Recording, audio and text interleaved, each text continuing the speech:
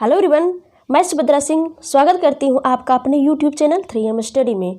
Friends, आज मैं आप लोगों के लिए समान विज्ञान का प्रैक्टिस सेट थर्ड लेकर के आई हूं और आप लोगों को इस प्रैक्टिस सेट में टोटल 39 क्वेश्चन देखने को मिलेंगे और ये सारे क्वेश्चन आपके एग्जाम के दृष्टिकोण से अति महत्वपूर्ण है, इसीलिए इस वीडियो हमारे साथ अंत तक बनी रहें। और हाँ, वीडियो को स्टार्ट करने से पहले अभी तक इस फैमिली के सदस्य नहीं बने हैं तो सब्सक्राइब वाले बटन को दबा करके इस फैमिली के सदस्य बन जाए और वीडियो को सबसे पहले पाने के लिए बेल आइकन की घंटी को प्रेस कर लें। तो चलिए फिर हम लोग इस प्रैक्टिस सेट को स्टार्ट करते हैं। तो इस प्रैक्टिस सेट का जो आपका फर्स्ट क्वेश्चन है क्या है, आइए हम लोग देखते हैं। क्वेश्चन है आपका कि शुष्क सेल है। शुष्क सेल क्या है? शुष्क सेल जो है यह एक प्राथमिक सेल है। कैसा सेल है? प्राथमिक सेल है। तो इस क्वेश्चन का आपका राइट आंसर हो जाएगा ऑप्शन नंबर बी। और प्राथमिक सेल कैसा सेल होता है? यह एक ऐसा सेल होता है कि जिसका उपयोग एक बार होने पर उसका उपयोग पुनः नहीं हो पाता है। तो इस तरह के सेल को हम लोग क्या कहते हैं? प्राथमिक सेल कहते हैं। तो यह भी पॉइंट आप लोग माइंड में रखेंगे। क्लियर। अब आते हैं क्वेश्चन नंबर आपके 2 की ओर। क्वेश्चन नंबर आपका 2 है कि प्रकाश की गति न्यूनतम होगी। तो प्रकाश की गति कब न्यूनतम होगी? कौन से माध्यम से गुजरने से? तो जब प्रकाश जो है कांच से गुजरती है तब जो है प्रकाश की गति क्या हो जाती है? न्यूनतम हो जाती है। तो इस क्वेश्चन का आपका राइट आंसर हो जाएगा ऑप्शन नंबर सी। कौन सा? ऑप्शन नंबर सी आपका इस क्वेश्चन का राइट आंसर हो जाएगा। क्लियर। अब आते हैं क्वेश्चन नंबर 3 की ओर। क्वेश्चन नंबर आपके 3 में है कि त्वरित चालक, कौन सा चालक? त्वरित चालक बनाए जाते हैं। तो किसका बनाए जाते हैं त्वरित चालक? यह जो है लोहे का नहीं, तांबे का बनाया जाता है त्वरित चालक। तो इस क्वेश्चन का आपका राइट आंसर हो जाएगा ऑप्शन नंबर सी। देखिए, त्वरित चालक जो होता है सम्मिलित रूप से कहें तो यह तांबा और लोहा दोनों का मिलन से बनाया जाता है। यह जो त्वरित चालक में जो पूरा कार्य सिस्टम कार्य करता है तो उसमें तांबा का भी महत्वपूर्ण योगदान होता है और लोहा का भी योगदान होता है, लेकिन मुख्य रूप से कहें तो यह तांबा का ही त्वरित चालक बनाया जाता है। जैसे कि मकान के ऊपर जो है लोहे का एक छड़ लगाया जाता है। जब कोई बिजली कड़कती है तो उससे जो बिजली आती है तो लोहा क्या करता है? कैच करता है और लोहा से जो है लोहा के जो छड़ रहते हैं वहाँ पे एक तार लगाया होता है जिसको कि पृथ्वी के नीचे जो तांबा होता है वहाँ तांबे में क्या कर दिया जाता है? उस तार को तांबा से कनेक्ट कर दिया जाता है। जब बिजली कड़कती है तो जब बिजली गिरती है तो लोहा उसको क्या कर लेते हैं? लोहा के छड़ कैच कर लेते हैं और तार के माध्यम से तांबा तक पहुँचा देते हैं और तांबा जो पृथ्वी के नीचे उसको ट्रांसफ़र कर देती है। तो इस तरह की प्रक्रिया होती है। तो मुख्य रूप से कहें तो तांबा इसका मुख्य भूमिका अदा करता है त्वरित चालक के रूप में, और यदि सम्मिलित रूप से कहें तो लोहा भी इसमें योगदान देता है। तो इस क्वेश्चन का आपका राइट आंसर हो जाएगा ऑप्शन नंबर सी। क्लियर। अब बढ़ते हैं आपके क्वेश्चन नंबर 4 की ओर। क्वेश्चन नंबर आपके 4 में है कि किस यंत्र का काम डायनेमो के कार्य का अपोजिट होता है या उल्टा होता है? तो डायनेमो का कार्य क्या है? तो पहले हम लोग देख लेते हैं। डायनेमो का कार्य है कि यांत्रिक ऊर्जा को विद्युत ऊर्जा में कन्वर्ट करना, और इसके अपोजिट जो कौन कार्य करता है? विद्युत मोटर। विद्युत मोटर का जो कार्य होता है उसका कार्य होता है कि विद्युत ऊर्जा को यांत्रिक ऊर्जा में परिवर्तित करना जो है विद्युत मोटर का कार्य होता है। तो क्लियर। तो किस डायनेमो के अपोजिट कौन कार्य करता है? तो विद्युत मोटर कार्य करता है। यहाँ पे ऑप्शन बी आपका राइट आंसर हो जाएगा, विद्युत मोटर होगा यहाँ पे। विद्युत मोटर क्या करता है? विद्युत ऊर्जा को यांत्रिक ऊर्जा में कन्वर्ट करता है।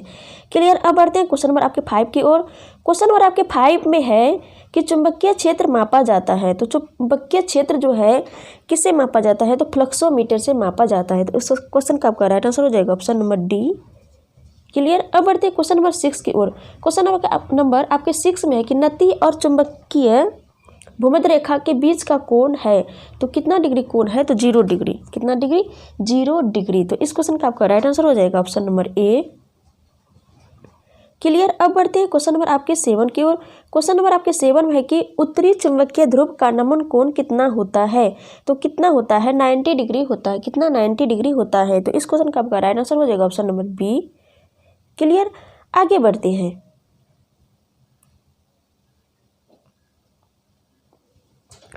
क्वेश्चन नंबर 8 में है आपका कि स्कूटर के आविष्कार किसने किए थे? किसका? स्कूटर का जो आविष्कार किए थे किसने किए थे? तो ब्राउड शॉ ने स्कूटर का आविष्कार किए थे। तो इस क्वेश्चन का आपका राइट आंसर हो जाएगा ऑप्शन नंबर ए।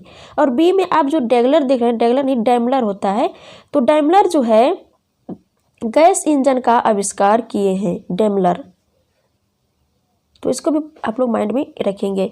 आइंस्टीन जो है, यह आइंस्टीन किस ये बड़ा MC जो सूत्र दिए हैं किसने दिए हैं, आइंस्टीन ने दिए हैं। और सापेक्षता का जो सिद्धांत दिए हैं किसने दिए हैं, आइंस्टीन ने दिए हैं। तो ये सारे पॉइंट आप लोग माइंड में रखेंगे। और E = MC या सापेक्षता का जो सिद्धांत दिया है आइंस्टीन ने, वह 1905 ईस्वी में दिया है। तो ये भी पॉइंट आप लोग माइंड में रखेंगे। क्लियर।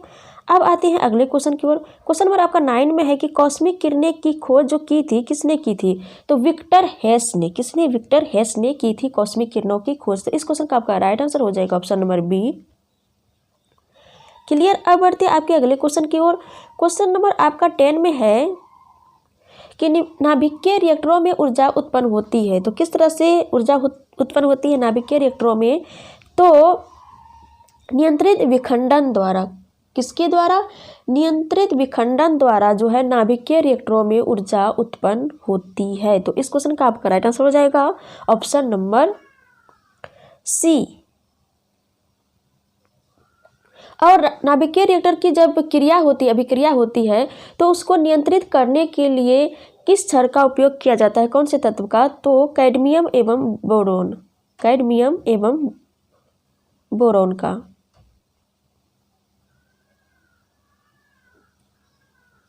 और नाभिकीय रिएक्टर की जब प्रक्रिया होती है तो उसमें न्यूट्रॉन होती है, तो न्यूट्रॉनों की गति को कम करने के लिए या मंद करने के लिए, धीमी करने के लिए मंदक के रूप में हम लोग किसका उपयोग करते हैं, तो ग्रेफाइट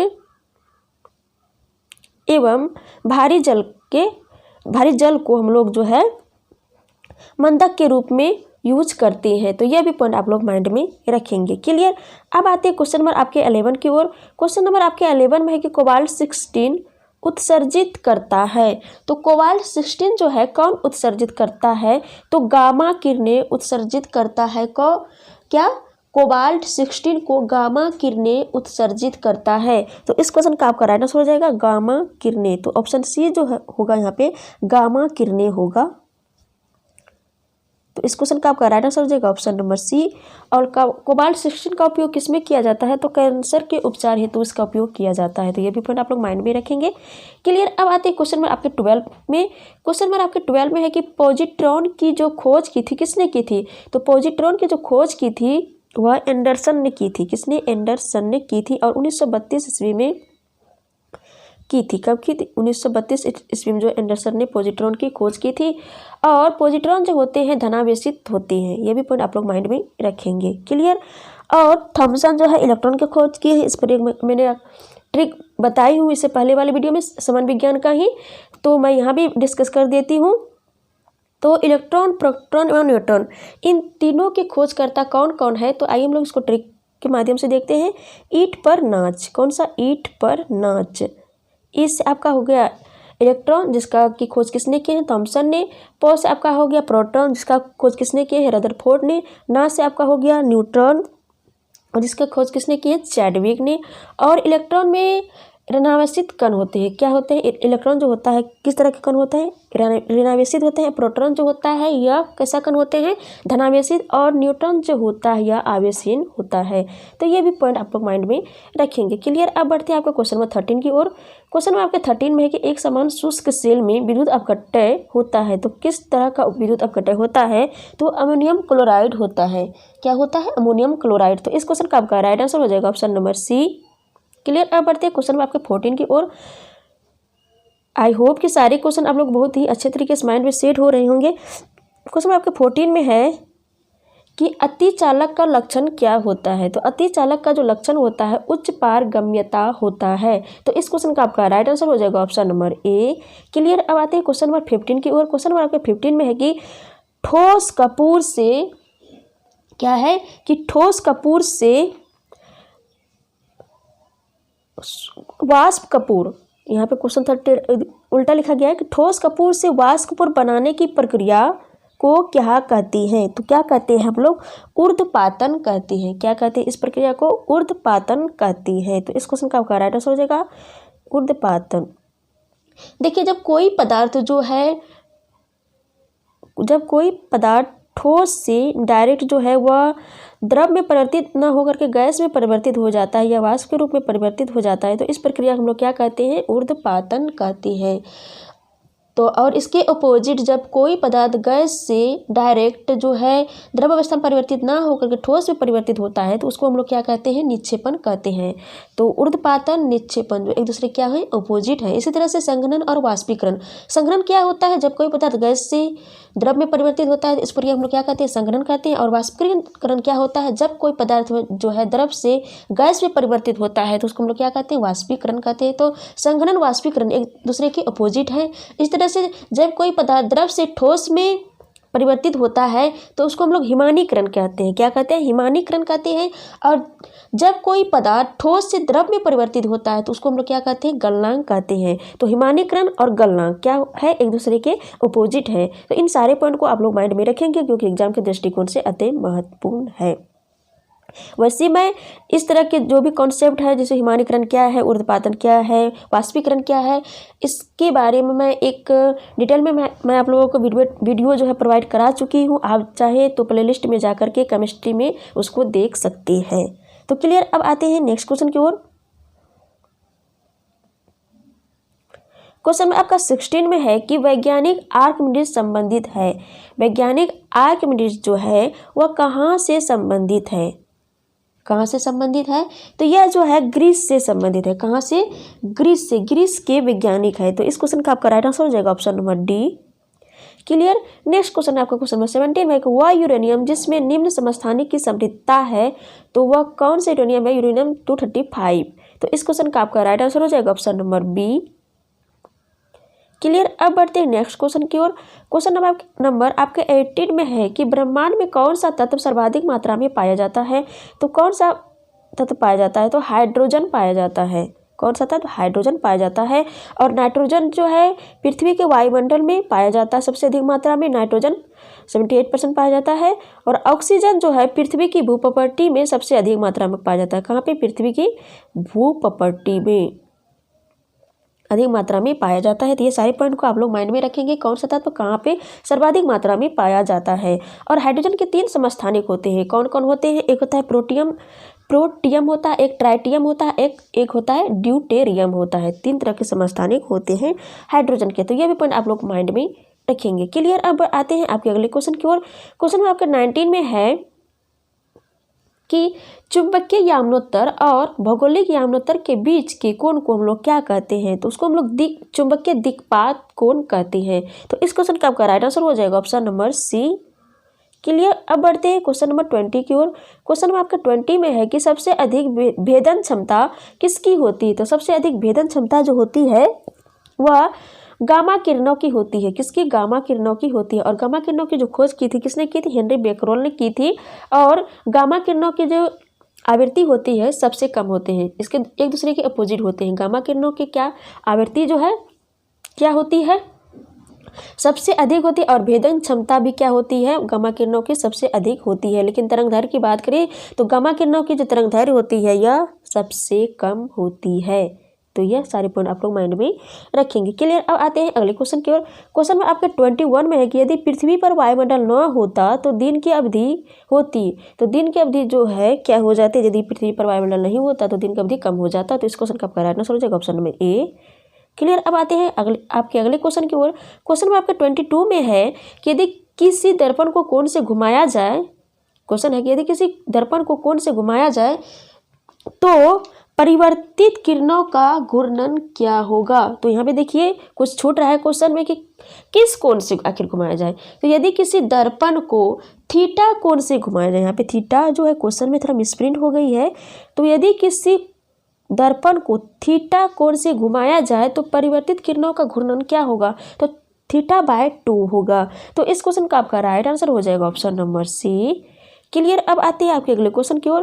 क्वेश्चन में आपके 23 में है कि किस विद्युत चुंबकीय तरंग का जो तरंगदैर्घ्य होता है वह अधिकतम होता है। तो वह कौन से विद्युत चुंबकीय तरंगों का तरंगदैर्घ्य जो है अधिकतम होता है। तो ऑप्शन के अकॉर्डिंग जो वैसे तो बात करें तो सब ऐसा कौन सा विद्युत चुंबकीय तरंग है जिसका तरंगदैर्घ्य अधिकतम होता है, तो वह रेडियो तरंग है। कौन सा है, रेडियो तरंग है। और यदि हम लोग ऑप्शन के अकॉर्डिंग बात करें तो अवरक्त तरंगों की जो तरंगदैर्घ्य है यहाँ पे अधिक होगी, तो बी आपका राइट आंसर हो जाएगा। यदि हम लोग यह बात करें कि आखिर रेडियो तरंगों के जो तरंगदैर्घ्य होते हैं वो कैसे सबसे अधिक होते हैं, तो इसके पीछे एक लॉजिक है। आइए हम लोग उसको उस लॉजिक को देख लेते हैं। एक कॉन्सेप्ट है, लॉजिक नहीं, कॉन्सेप्ट का या लॉजिक कहें, समझने पर डिपेंड है। तो एक कॉन्सेप्ट है, तो सबसे कम जो होता है वाई किरणों के क्या होते हैं, तरंगदैर्घ्य कम होते हैं सबसे कम। उसके बाद एक्स किरणों के, इन सारे को हम लोग यहाँ पे डिस्कस कर लेते हैं। वाई किरणों के, उसके बाद पराबैंगनी, मैं लिख रही हूँ पराबैंगनी, उसके बाद दृश्य प्रकाश, उसके बाद अवरक्त, सूक्ष्म, उसके बाद रेडियो तरंग। तो सबसे कम जो किसका तरंगदैर्घ्य होता है, तो वाई कम किरणें का या गामा किरणें, उसके बाद कम होता है दूसरे स्थान पर एक्स किरणें, उसके बाद पराबैंगनी, उसके बाद दृश्य, उसके बाद अवरक्त, उसके बाद सूक्ष्म तरंगे, उसके बाद रेडियो तरंगे। तो बढ़ते क्रम में जा रहा है। सबसे आपका कम होगा कौन से तरंग का तरंगदैर्घ्य, तो वाई किरणों का। उसके बाद बढ़ रहा है, उससे ज़्यादा होगा एक्स किरणों का, उससे ज़्यादा पराबैंगनी किरणों का, उसके ज़्यादा दृश्य किरणों का, उससे ज़्यादा अवरक्त किरणों का, उससे ज़्यादा तरंग नहीं सूक्ष्म किरणों का, उसके बाद रेडियो तरंगों का जो है तरंगदैर्घ्य अधिकतम होगा। और यह हो गया जैसे कि गामा किरणों, एक्स किरणों, पराबैंगनी किरणों, दृश्य प्रकाश, अवरक्त किरणें, सूक्ष्म तरंगे, रेडियो तरंगे। इसी क्रम को हम लोग क्या कहते हैं, वर्ण क्रम या स्पेक्ट्रम कहते हैं। तो यह भी आप लोग माइंड में रखेंगे। तो क्वेश्चन यह भी आ सकता है कि वर्ण क्रम को एक क्रम के रूप में अवलोकन करें, तो ऑप्शन में आपको दे देंगे किस तरह से गामा किरणें, एक्स किरणें, उसके बाद पराबैंगनी किरणें, दृश्य किरणें, इस तरह से दे सकते हैं। उसको या उलट करके भी देख सकते हैं। तो आपका जो यदि कॉन्सेप्ट क्लियर होगा तो आप जो है एग्जाम में इसको बना पाएंगे। तो इस तरह से जो है सबसे कम होता है गामा किरणों का तरंगदैर्घ्य और सबसे अधिक होता है किसका, रेडियो तरंगों का तरंगदैर्घ्य अधिक होता है। यदि हम लोग आवृत्ति की बात करें तो आवृत्ति जो है सबसे कम रेडियो तरंगों का होता है और सबसे अधिक गामा किरणों का होता है। तो यह भी पॉइंट आप लोग माइंड में रखेंगे। तो इस तरह से जितने भी कॉन्सेप्ट मैं इस क्वेश्चन में बताई हूँ इन सारे को आप लोग माइंड में रखेंगे और इस क्वेश्चन का आपका राइट आंसर हो जाएगा ऑप्शन नंबर बी। क्लियर। अब आते हैं क्वेश्चन में आपके 24 में। क्वेश्चन में आपके 24 में है कि एंगस्ट्रम किसके बराबर होता है। तो एंगस्ट्रम जो है 10 पर पावर -10, कितना 10 पर पावर -10 मीटर होता है एक एंगस्ट्रम बराबर। तो इस क्वेश्चन का आपका राइट आंसर हो जाएगा ऑप्शन नंबर ए। और एक फर्मी बराबर होता है 10 पर पावर -15 मीटर होता है। तो ये भी पॉइंट आप लोग माइंड में रखेंगे। क्लियर। अब आते हैं क्वेश्चन में आपका 25 की ओर। 25 में आपका क्वेश्चन है कि निम्नलिखित में से किस रंग का अपवर्तनांक सबसे अधिक होता है। तो किस रंग का अपवर्तनांक सबसे अधिक होता है, तो लाल रंग का जो अपवर्तनांक है वह क्या होता है, सॉरी लाल रंग का नहीं, बैगनी रंग का। लाल रंग का जो तरंगदैर्घ्य जो होता है लाल रंग का सबसे अधिक जो होता है लाल रंग का तरंगदैर्घ्य होता है। लेकिन यदि अपवर्तनांक की बात करें तो बैगनी रंग का अपवर्तनांक सबसे अधिक होता है। तो इस क्वेश्चन का आपका राइट आंसर हो जाएगा ऑप्शन नंबर बी। और बैगनी रंग का ही जो प्रकीर्णन होता है वो सबसे अधिक होता है और सबसे कम प्रकीर्णन किसका होता है, तो लाल रंग का होता है। तो यह भी पॉइंट आप लोग माइंड में रखेंगे। क्लियर। अब आते हैं आपके अगले क्वेश्चन की ओर।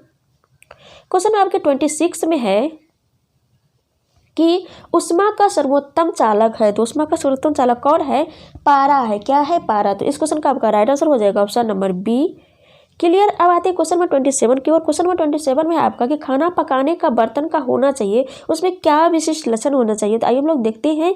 तो खाना पकाने के बर्तन में जो है उच्च विशिष्ट उष्मा होनी चाहिए तथा निम्न चालकता होनी चाहिए। क्या होनी चाहिए, उच्च विशिष्ट उष्मा और निम्न चालकता होनी चाहिए। तो इस क्वेश्चन का आपका राइट आंसर हो जाएगा ऑप्शन नंबर सी। क्लियर। अब आते हैं आपके अगले क्वेश्चन की ओर। क्वेश्चन नंबर आपका 28 में है कि किसी गैस का आयतन प्रसार गुणांक हमेशा क्या होता है। तो किसी गैस का आयतन प्रसार गुणांक जो है ऋणात्मक होता है। तो इस क्वेश्चन का आपका राइट आंसर हो जाएगा ऑप्शन नंबर ए। क्लियर। अब आते हैं क्वेश्चन नंबर 29 की ओर। क्वेश्चन नंबर आपके 29 में है कि पृथ्वी का द्रव्यमान है, पृथ्वी का द्रव्यमान कितना है, तो कितना है 6 × 10 पर पावर 24 किग्रा है। कितना 6 × 10 पर पावर 24 किग्रा है। तो इस क्वेश्चन का आपका राइट आंसर हो जाएगा ऑप्शन नंबर सी। क्लियर। अब आते हैं आपके अगले क्वेश्चन की ओर। क्वेश्चन में आपका 30 में है कि भू स्थिर उपग्रह का आवर्तकाल होता है, कितना होता है, 24 घंटे जो है भू स्थिर उपग्रह का आवर्तकाल होता है। तो उसको क्वेश्चन का आपका राइट आंसर हो जाएगा ऑप्शन नंबर डी। क्लियर। अब आते हैं अगले क्वेश्चन की ओर। क्वेश्चन नंबर 31 में आपके लिफ्ट की खोज किसने की थी? तो लिफ्ट की जो खोज की थी किसने की थी? ओटिस ने। किसने की थी? ओटिस ने जो है लिफ्ट की खोज की थी। और कब की थी? 1852 ईस्वी में। 1852 ईस्वी में जो है लिफ्ट की खोज जो है एलिसा ओटिस ने की थी। ओटिस का पूरा नाम क्या है? एलिसा ओटिस है। तो क्लियर। तो इस क्वेश्चन का आपका राइट आंसर हो जाएगा ऑप्शन नंबर डी। अब बढ़ते हैं आपके अगले क्वेश्चन की ओर। क्वेश्चन आपके 32 में है कि उड़ते हुए हेलीकॉप्टर में क्या है? क्वेश्चन कि उड़ते हुए हेलीकॉप्टर में ऊर्जा होती है। तो किस तरह की ऊर्जा होती है? तो इसमें जो है दोनों तरह की ऊर्जा होती है, स्थितिज ऊर्जा भी होती है, गतिज ऊर्जा भी होती है। तो ये दोनों तरह की ऊर्जा जो है उड़ते हुए हेलीकॉप्टर में होती है। तो इस क्वेश्चन का आपका राइट आंसर हो जाएगा ऑप्शन नंबर सी। क्लियर। अब आते हैं क्वेश्चन नंबर 33 की ओर। क्वेश्चन आपका 33 में है कि किस तापमान पर ध्वनि का वेग जो है 332 मीटर प्रति सेकेंड होता है? तो कितने डिग्री तापमान पर? तो जो है कितना डिग्री के तापमान पर? 0 डिग्री के तापमान पर जो है ध्वनि का वेग 332 मीटर प्रति सेकेंड होता है। तो इस क्वेश्चन का आपका राइट आंसर हो जाएगा ऑप्शन नंबर ए। यहाँ पे देखिए मिस प्रिंट हुए तो यहाँ पे 0 डिग्री सेल्सियस पर होगा। क्लियर। अब आते हैं आपके अगले क्वेश्चन की ओर। क्वेश्चन नंबर आपके 34 में है कि पृथ्वी तल से ऊपर या नीचे जाने पर, क्वेश्चन क्या है आपका कि पृथ्वी तल से ऊपर या नीचे जाने पर गुरुत्व त्वरण का मान क्या होता है? तो क्या होता है? पृथ्वी तल से ऊपर या नीचे जाने पर गुरुत्व त्वरण का जो मान होता है वह क्या होता है? घटता है। यदि हम लोग गुरुत्व त्वरण की बात करें कि गुरुत्व त्वरण का मान कितना होता है, तो वह 9.8 जो है 9.8 मीटर प्रति सेकेंड होता है। और यह बात करें कि गुरुत्व त्वरण का मान जो है पृथ्वी पर सबसे अधिक कहाँ पे होता है? तो ध्रुव पर जो है, पृथ्वी के ध्रुव पर जो है गुरुत्व त्वरण का मान सबसे अधिक होता है। और विषुवत रेखा पर, जिसको हम लोग भूमध्य रेखा भी कहते हैं, तो विषुवत रेखा पर जो है गुरुत्व त्वरण का मान सबसे कम होता है। और पृथ्वी के केंद्र पर जो है गुरुत्व त्वरण का मान क्या होता है? 0 होता है। तो ये भी पॉइंट आप लोग माइंड में रखेंगे, ये सारे पॉइंट आप लोग माइंड में रखेंगे। क्लियर। अब आते हैं आपके अगले क्वेश्चन की ओर। क्वेश्चन में आपके 35 में है कि जब बर्फ पिघलती है तो इसका आयतन जो है क्या होता है? तो जब बर्फ पिघलती है तो इसका आयतन जो होता है क्या हो जाता है? घट जाता है। तो इस क्वेश्चन का आपका राइट आंसर हो जाएगा ऑप्शन नंबर बी। देखिए जब बर्फ पिघलता है तो उसका आयतन घटता है, लेकिन घनत्व जो होता है वह क्या हो जाता है? बढ़ जाता है। क्या होता है? बढ़ जाता है, घनत्व बढ़ जाता है। तो ये भी पॉइंट आप लोग माइंड में रखेंगे। क्लियर। अब आते हैं क्वेश्चन में आपके 36 की ओर। क्वेश्चन में आपके 36 में है कि इलेक्ट्रॉन वोल्ट इकाई है। तो इलेक्ट्रॉन वोल्ट जो है किसकी इकाई है? इलेक्ट्रॉन वोल्ट तो ऊर्जा की है। तो इस क्वेश्चन का आपका राइट आंसर हो जाएगा ऑप्शन नंबर ए। क्लियर। अब बढ़ते हैं क्वेश्चन नंबर 37 की ओर। क्वेश्चन नंबर आपके 37 में है कि दाब बढ़ने पर जल का क्वथनांक क्या होता है? तो दाब बढ़ने पर जल का क्वथनांक जो होता है वह बढ़ता है। क्या होता है? बढ़ता है। तो इस क्वेश्चन का आपका राइट आंसर हो जाएगा ऑप्शन नंबर ए। क्लियर। अब आते हैं क्वेश्चन नंबर 38 की ओर। क्वेश्चन नंबर आपका 38 में है कि वेंचुरी मीटर से ज्ञात करती हैं। तो वेंचुरी मीटर से हम लोग क्या ज्ञात करते हैं? तो जल के प्रवाह की दर को हम लोग जो है वेंचुरी मीटर से ज्ञात करते हैं। तो इस क्वेश्चन का आपका राइट आंसर हो जाएगा ऑप्शन नंबर डी। क्लियर। अब आते हैं क्वेश्चन नंबर 39 की ओर, जो कि इस प्रैक्टिस सेट का आपका लास्ट क्वेश्चन है। तो क्वेश्चन नंबर 39 में है कि एक लिफ्ट क्वेश्चन क्या है? एक लिफ्ट एक समान वेग से ऊपर जा रही है। यहाँ पे समान होगा, सपार है, यहाँ पे सपार की जगह समान होगा कि एक लिफ्ट एक समान वेग से ऊपर जा रही है तो उसमें स्थित व्यक्ति का भार क्या होगा? तो उसमें स्थित व्यक्ति का जो भार है वह क्या हो जाएगा? अपरिवर्तित ही रहेगा। इसमें कोई भी चेंजिंग नहीं आएगी उस व्यक्ति के भार में, तो अपरिवर्तित रहेगा। तो इस क्वेश्चन का आपका राइट आंसर हो गया ऑप्शन नंबर सी। तो क्लियर। तो इस तरह से हम लोग इस प्रैक्टिस सेट में टोटल 39 क्वेश्चन थे। इन सारे क्वेश्चन को बहुत अच्छे तरीके से समझे और डिस्कस भी किए। आई होप कि ये सारे क्वेश्चन आप लोगों को क्लियर हो गए होंगे। यदि कहीं लगे अनक्लियर है तो आप इस वीडियो को मल्टीपल टाइम्स देखें और सारे क्लियर हो जाएंगे। आई होप कि यह वीडियो आप लोगों को बहुत ही पसंद आए होंगे। यदि पसंद आए तो इस वीडियो को लाइक करें और ज़्यादा से ज़्यादा फ्रेंड्स के पास इसको शेयर करें। तो चलिए फिर मिलते हैं नेक्स्ट वीडियो में। तब तक के लिए जय हिंद, जय भारत।